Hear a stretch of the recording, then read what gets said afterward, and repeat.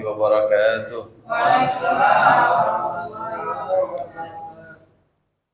Alhamdulillahilladzi asyraqat binuri zulam wa tafattahat bisirrihil qulub wa tahallalat li dzikrihil wujuh. Nahmaduhu hamdan yaliqu bi jalali wajhihi wa 'azimi sultanihi hamdan tatataba'u fuyudatuh wa tatawala barakatuh wa tatanazzalu ma'ahu rahmatu tara Allahumma salli wa sallim ala sayyidina Muhammadin nuril uyun musirril wujud wa sababi kulli mawjud salatan tuballighuna biha sahatir ridha wa salaman nas'adu bihi fid dunya wal ukhra. Alhamdulillah,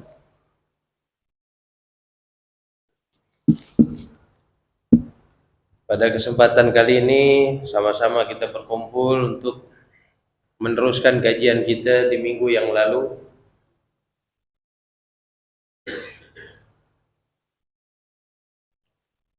Masih di dalam bab yang pertama, di dalam keutamaan ilmu dan orang yang berilmu.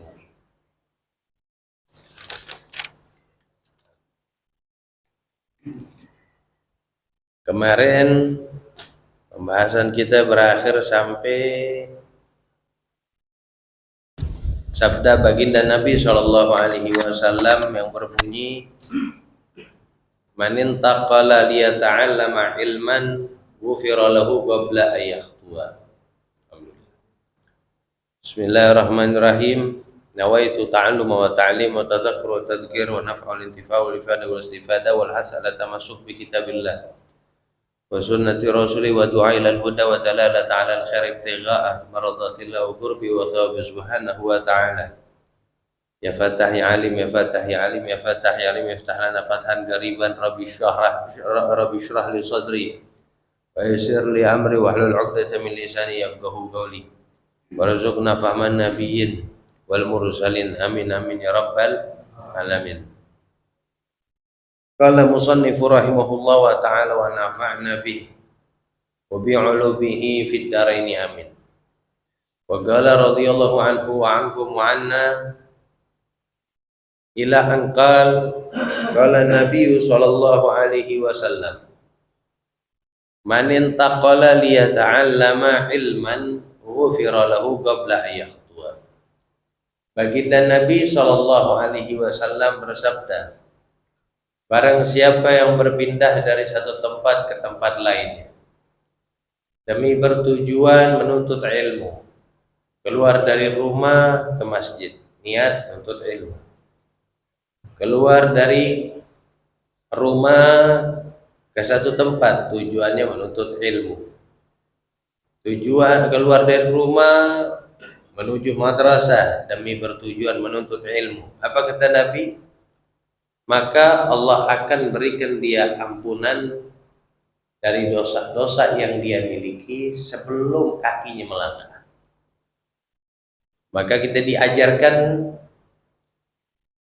diarahkan oleh para salafun saleh, sepatutnya, sebaiknya, seyogianya di saat kita mengetahui fadilah sebesar ini,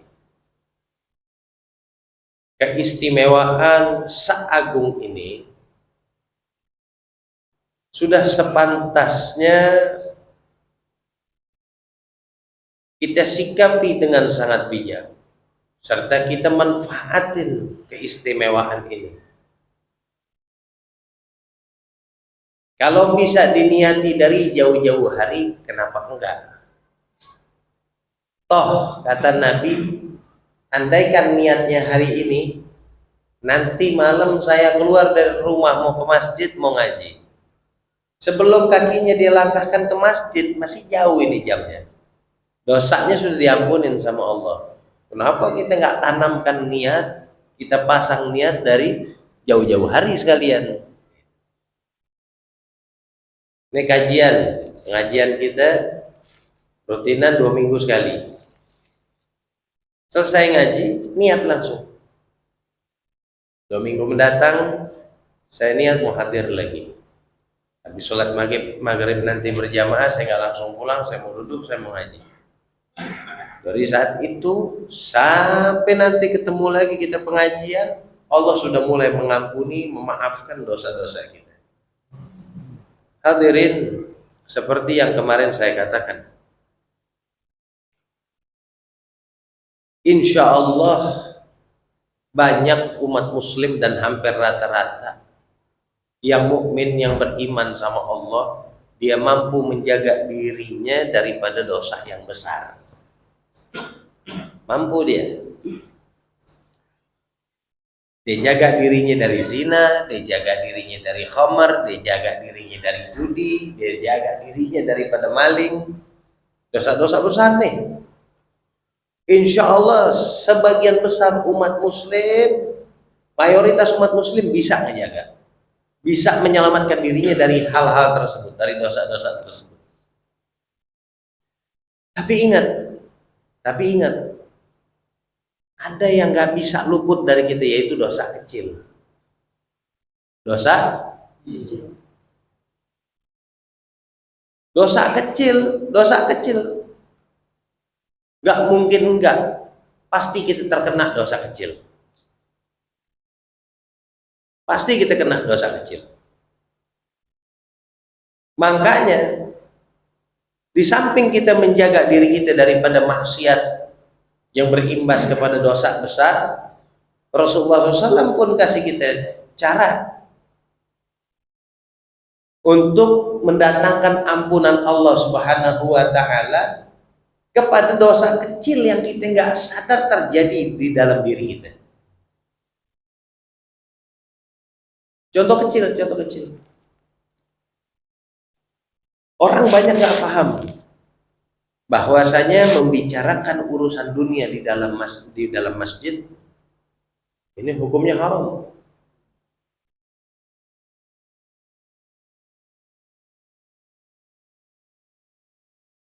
Banyak nggak orang yang kayak gitu? Banyak. Masuk masjid, ya sholat, asyik di ngobrol. Ya kalau ngobrol urusan akhirat sih nggak apa-apa. Tapi Rasulullah melarang untuk menjadikan masjid tempat obrolan duniawi. Ini rumah Allah, rumah ibadah. Tapi banyak umat muslim yang nggak selamat dari itu. Lah fungsinya hal-hal semacam ini yang disebutin barusan sama Nabi, ini tujuannya untuk menghapus dosa-dosa kecil kita. Dikatakan ghufira lahu qabla yaqtu'a. Allah kasih dia maaf, Allah kasih dia ampunan dari dosa-dosanya dia. Maksudnya dosa kecilnya dia, bukan dosa besar. Kalau dosa besar nanti yang bisa menyelamatkan kita cuma syafaatnya Nabi. Kalau dosa kecil sebelum kita mati, kita bisa cari jalan untuk mendapatkan ampunannya. Ampunannya ya hal-hal semacam ini.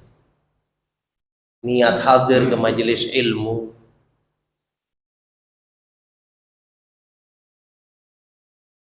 sebelum dia melangkah Allah udah mulai kasih dia ampunan. Sampai kapan? Sampai selesai itu majelis ilmu.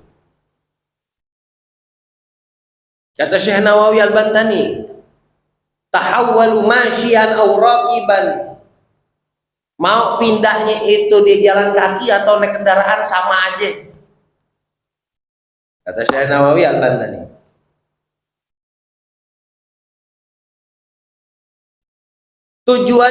Intinya tujuannya buat nuntut ilmu. Ilmu yang dituntut minal ulumi syar'iyyati. Ilmu yang dituntut ilmu syariat. Nah, beda tuh ya. Ghufira lahu, maksudnya apa kata Syekh Nawawi? Aima taqaddama min dzambihi as-shaghair. Diampunin dari dosa-dosanya yang telah lalu, tapi dari bangsa dosa yang kecil yang sering diremehin sama umat muslim. Padahal dosa kecil ini nih yang nggak gampang untuk dijaga. yang nggak gampang untuk dihindarin. Kena, pasti kena. Makanya pernah ada satu kisah, ada seorang anak bertanya sama bapaknya, tapi bukan lagu Bimbo nih. Ya. Ada seorang nanya kepada ayahnya. Dia tanya, wahai ayahku, mungkinkah seseorang menjaga dirinya 1 hari aja nggak berbuat dosa, terjaga dari dosa? Apa kata bapaknya? Nggak mungkin. Nggak ada yang selamat 1 hari dari dosa, pasti kena.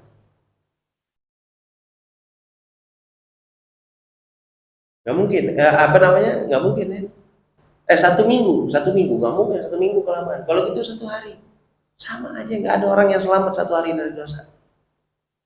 Kalau gitu, wahai ayahku, sejam deh. Bisa nggak orang jaga dirinya sejam daripada dosa? Kata ayahnya. Terus gimana caranya? Caranya jaga diri kita dari dosa dari menit ke menit. Dari menit ke menit. Dengan cara memperbanyak muhasabah. Berhitung. Memperhitungkan apa yang dia akan perbuat.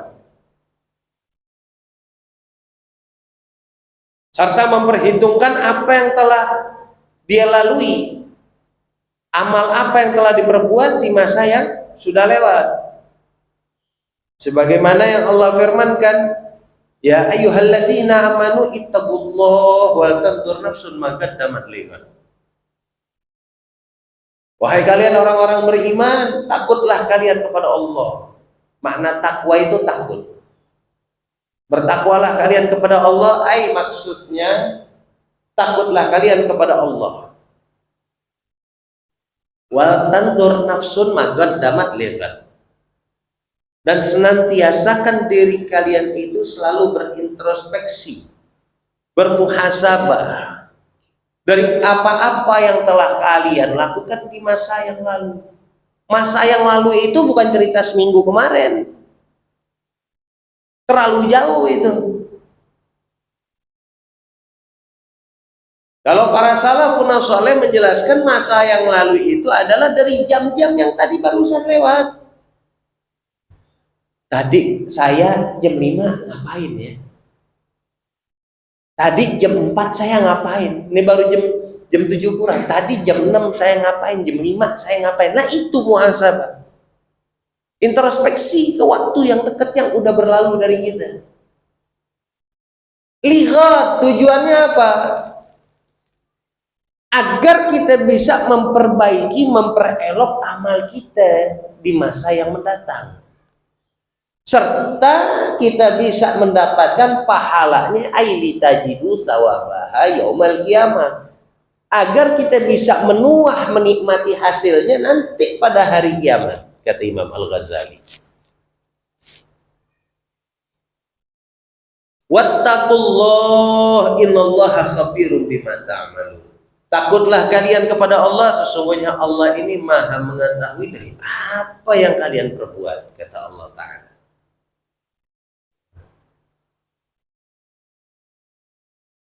Introspeksi. Makanya saya katakan dosa besar kita bisa jaga, apalagi yang umurnya udah 50 lebih itu. Terlebih yang udah 60 up. Udah males mau maksiat begitu-begitu, udah males. Tapi ingat, gak ada orang dari yang muda sampai yang tua bisa selamat dari dosa kecil. Gak ada yang bisa selamat dari dosa kecil. Dia perlu jaga itu. Dia perlu senantiasakan dirinya untuk menjaga dirinya daripada dosa kecil. Ada amalan yang bisa mendatangkan ampunan Allah Ta'ala untuk dosa-dosa kecil, jalanin. Gratis. Duduk di majelis ilmu, gratis.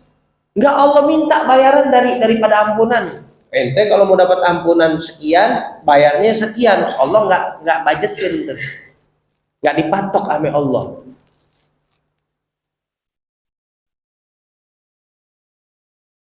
Kita cuman dipatok ya, kita cuman dipatok waktu aja sama kesabaran. Mau nggak sabar duduk, mau nggak buang waktu buat duduk di situ. Itu toh nggak ditarifin sama Allah. Duduk di majelis ilmu sejam bayarnya sekian ya, kata Allah begitu, nggak ada. Makanya saya katakan dari pertama, saya paling seneng kalau udah bahas fadilahnya ilmu. Lawang duduknya sesaat di majelis ilmu, sesaat loh, nggak megang pulpen, nggak megang kertas, borok-borok nulis. Kata Rasulullah ke Ibnu Mas'ud tuh di pertama hadis, itu lebih baik daripada kamu memerdekakan 1000 budak. Pahalanya tuh lebih baik, lebih istimewa daripada kamu memerdekakan 1000 budak, kata Nabi. Udah nggak ditarif, nggak dikenakan pajak sama Allah Ta'ala, dikasih imbalannya segede-gedenya, sak gede-gedenya sama Allah Ta'ala. Istimewa nggak? Istimewa.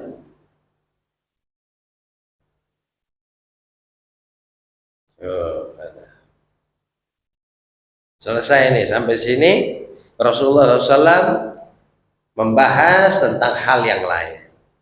Kata Nabi, akrimul ulama'ah fa innahum indallahi kurama'u mukramun. Kata Nabi, muliakanlah orang-orang alim, orang-orang berilmu.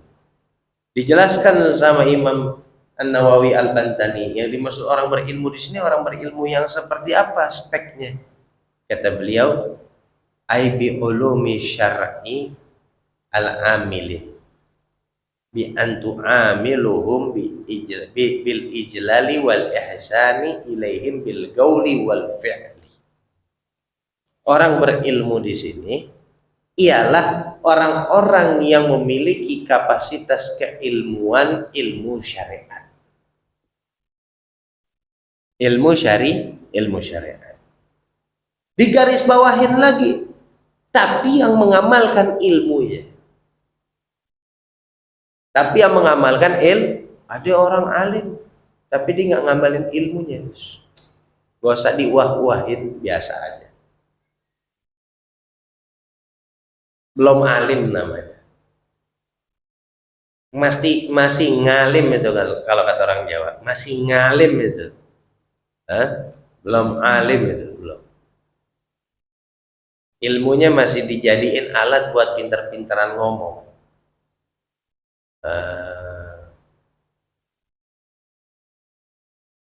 Orang alim sing tenan, yang beneran alim itu udah pinter ngamalin ilmu.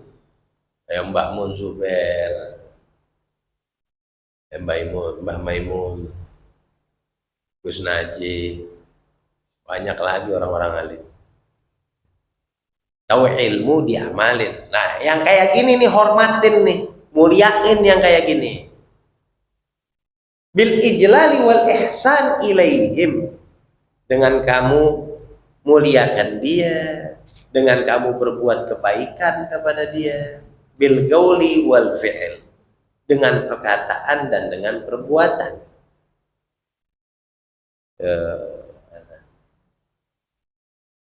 Hormatin. Fa innahum indallahi kurama'u mukramun. Kenapa? Karena kata Nabi, sesungguhnya mereka-mereka itu orang-orang yang memiliki kehormatan, dihormati di sisi Allah dan di kalangan para malaikat, kata Nabi. Sampai saking istimewanya dikatakan sama Nabi SAW, diriwayati oleh Abi Hurairah.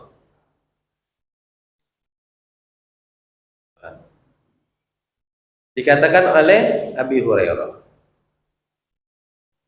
bahwasanya aku mendengar sami'tu Rasulullah, saya mendengar Rasulullah sallallahu alaihi wasallam yaqul, bersabda, idza tahaddatsa al-alimu fi majlisihi bil ilmi, seandainya seseorang berilmu sedang menyampaikan ilmunya di dalam majelisnya, walam yadkhulhu hazlun wala laghun, dan di saat menyampaikan ilmu dia nggak sisipin, dia nggak selipin canda, senda, gurau dan tawa di situ. Kalau sekarang enggak, kepengen ngundang guru, kepengen ngundang mubalik yang lucu-lucu. Kalau kata Nabi, orang alim kalau ngomong, ya, orang alim kalau ngomong, lagi nyampein ilmunya, dia nggak selipin senda gurau, dia nggak selipin canda. Apa kata Nabi? Khalaqallahu ta'ala min kulli kalimatin tola'at min famihi, maka Allah akan menjadikan tiap kalimat, tiap suku kata yang keluar dari mulutnya orang alim tersebut, ya, malakan. Satu kalimatnya Allah jadikan, satu kalimat yang keluar Allah jadikan satu malaikat. Satu kalimat yang keluar Allah jadikan satu malaikat. Yastaghfirullaha lahu, yang mana ditugaskan sama Allah itu malaikat untuk memohonkan ampunan kepada Allah Ta'ala. Buat siapa? Buat siapa? Lahu walisami'ihi, buat si orang alim sendiri dan para pendengarnya. Dari kapan? Dari saat itu ila yaumil qiyamah. Dari saat itu sampai hari kiamat tuh malaikat. Misalkan saya tadi ngomong, dari awal saya ngomong udah lebih dari 10 kalimat itu.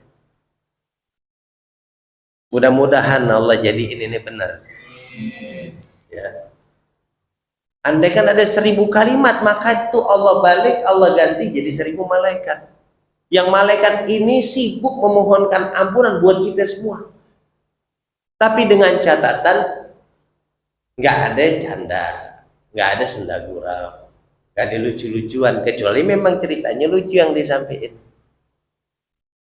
Kalau sekarang nggak, ngelawak di panggung. Daya jualnya Habib, dulu pernah anda tanya kenapa itu ada hadisnya begini. Daya jualnya kayak gitu Habib. Masyarakat minta kayak gitu karena kebiasaan ulamanya yang udah ngajarin kayak gitu. Memang ulamanya yang ngasih memang pendidikan kayak gitu, dibiasain kayak gitu, akhirnya enak nih kita besok cari ustadz penceramah yang lucu-lucu. Konsep ilmiahnya akhirnya hilang. Konsep ilmunya hilang, orang udah nggak fokus lagi ke ilmu, yang penting asyik canda-canda, lucu-lucuan asyik. Saya diundang, Beb, nanti bulan Maulid undangan ceramah di sini, bisa datang nggak, Beb? Insya Allah bisa. Tapi kalau bisa agak lucu-lucu dikit. Nah, yang undangnya jangan aneh, undang bolot. Nah bilang, itu jangan undang aneh, undangnya bolot, malih, itu undang. Lucu banget dia. Kalau itu undang aneh, jangan request kayak gitu kan, itu undang yang lain. Aneh bakal menyampaikan omongan sesuai kapasitas aneh. Urusan ngelawak bukan aneh orangnya, karena nggak punya kapasitas itu. Kalau mau lucu undang pelawak, jangan undang ulama. Paham ya? Akhirnya umat ini terdidik dengan cara kayak gitu. Ngatur ulama diatur. Haram ngatur ulama. Al ilmu yu'ta wa la ya'ti. Konsepnya itu ilmu didatengin, bukan ngedatengin. Dari situ aja udah salah, pakai tambah lagi ngatur. Ceramah yang lucu. Masyarakat senang yang lucu-lucu. Lu undang pelawak, jangan lu undang ulama. Ente lihat kemarin acara Sayyidil Habib Umar bin Hafid di Indonesia. Dari Solo ke sini, dari sini terus sampai ke Thailand. Mana coba lihat Habib Umar ceramah. Bercanda ada enggak? Ente lihat Syekh Mutawali Sya'rawi. Ente lihat Syekh Ali Jum'ah. Ente lihat Syekh Usama. Ente lihat masyayikh di dunia lagi ceramah nyampein ilmu, ada yang bercanda. Serius nyampein ilmu. Ini hadisnya Nabi, nikmat. Ana malah ngajarin anak-anak, besok ente kalau ketemu ada acara di mana tempat ente ada di situ, ente ngundang ulama, ulamanya dia nyampein ilmu malah bercanda di atas panggung. Ente tuntut hak ente. Suruh balikin hak ente. Karena kalau andai kan dia nggak bercanda, satu kalimat yang keluar dari mulutnya Allah rubah jadi satu malaikat. Seandainya sejam itu berapa kalimat itu yang dikumpulkan? Bisa jadi berapa kalimat? Bisa jadi berapa jumlahnya malaikat itu? Yang tuh malaikat beristighfar memohonkan ampunan buat kita semua, buat dirinya itu ulama plus para hadirinnya. Dari saat itu sampai hari kiamat. Itu hak ente. Gimana? Kemarin kita ngaji, nggak ada yang berisik, nggak ada yang bicara, diam semua, simak. Taruh itu jadi malaikat berapa? Ini hari kita ngaji lagi jadi malaikat berapa? Yang kemarin belum kelar tuh istighfarnya buat kita sampai hari kiamat. Ditambah lagi nih hari istighfar sampai hari kiamat. Pegawai kita banyak. Kita punya pegawai yang nggak kita gaji. Ikhlas kerja buat kita. Kerjaannya mintain ampunan kepada Allah Ta'ala buat kita. Kurang nikmat apa coba? Ya ni'mah pegawai ini.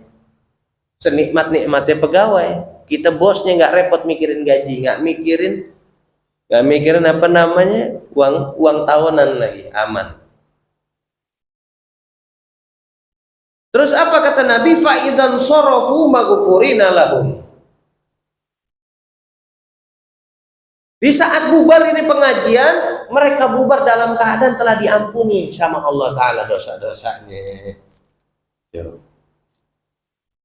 Gala, semua gala. Kemudian dikatakan lagi sama Nabi, humul qaum la yashqa bihim jalisuhum. Itu tuh perkumpulan semacam itu kata Nabi.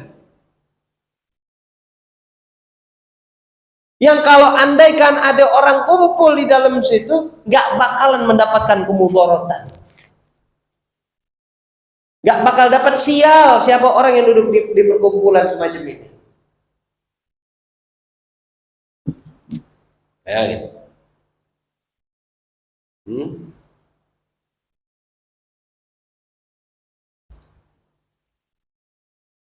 Sampai dikatakan mereka adalah kaum yang tidak akan celaka. Orang yang duduk bersama mereka tuh gak bakal celaka, gak bakal sial. Nah, kaum itu maksudnya apa? Humul qaum la yashqa bihim jalisuhum. Kaum itu perkumpulan semacam ini. Kaum kayak kita yang kumpul di tempat semacam ini. Ada orang masuk ikut nimbrung, nggak ada tujuan apapun, tetap diampunin sama Allah Ta'ala. Nggak ada tujuan, nggak sengaja datang, nggak ada tujuan mau ngaji kemari, nggak ada niatan mau ta'lim ke sini, duduk datang nimbrung aja karena nggak enak lewat, tetap diampunin. Kenapa ya Allah kok diampunin? Kata malaikat-malaikat, dia nggak ada niat mau ngaji, dia nggak ada niat mau hadir ke majelis ta'lim. Ya Allah, apa kata Allah Ta'ala? Humul qaum la yashqa bihim jalisuhum. Para malaikat, ente dengar, itu kaum, mereka itu adalah kaum perkumpulan semacam itu yang nggak bakalan celaka orang yang duduk sama-sama mereka, bersama dengan mereka, nggak bakal sial. Untung aja udah, mau niat nggak niat datang nempel di situ, udah nempel di situ lagi nggak sengaja. Yang lain aku berikan ampunan, dia juga aku berikan ampunan. Barokah dinempel di situ. Allahumma ja'alna minal maghfurin. Mudah-mudahan Allah jadiin kita orang-orang yang diampunin sama Allah Subhanahu wa Ta'ala. Diampunin fi dunya barzakh wal akhirah wa mata ala husnil khatimah. Dan Allah wafatkan kita wa amatana ala husnil khatimah, dan Allah wafatkan kita dalam keadaan husnul khatimah. Wa hasyarna wa nasyarna bi ahsanin nusyur, dan Allah bangkitkan kala kita dengan keadaan yang paling bagus di saat hari kebangkitan. Amin ya rabbal alamin. Wa isya.